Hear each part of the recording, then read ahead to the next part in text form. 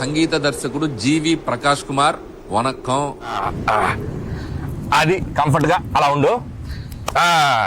Comfort మన సినిమాలో పాటలు ఎలా ఉండాలంటే జీవి, క్లాసు పాట, మాసు పాట, ఎమోషనల్ పాట, మెలోడీ పాట, డీజే పాట, బీజిఎం పాట, ఇంకేదో పాట ఉండాలయా, ఆస్కారు పాట, గ్రామీ పాట.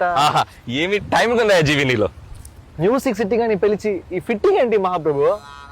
ఏమి లేదయ్యా జీవి, నువ్వు హీరోగా బిజీ, ప్రొడ్యూసర్ గా బిజీ, మ్యూజిక్ డైరెక్టర్ గా ఇంకా బిజీ. ఒక్క మనిషి ఇన్ని పనులు చేయొచ్చా? బాగా కుళ్ళుబోతు మనిషిలా ఉన్నాడే.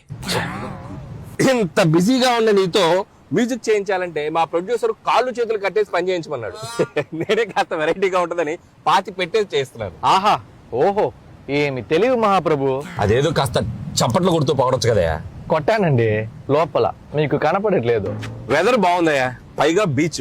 నీకోసం హార్మోనియం కూడా రెడీగా ఉంది. ఒక మంచి ట్యూన్ వాయించవయ్యా జీవి.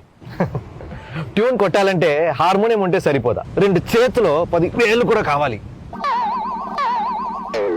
నీకో బంపర్ ఆఫర్ ఉందయ్యా జీవి, ఓన్లీ నీ 2 చేతులను మాత్రం విడుదల చేస్తాను. Thank you sir.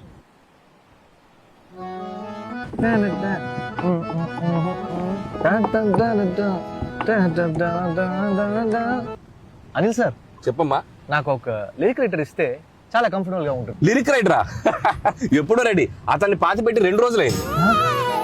మాసు పాట, క్లాసు పాట, 2-4 పాట, 6-8 పాట, మెలోడీ పాట, ఫాస్ట్ పాట, అనిల్ గారు ఓకే చేసిన పాట.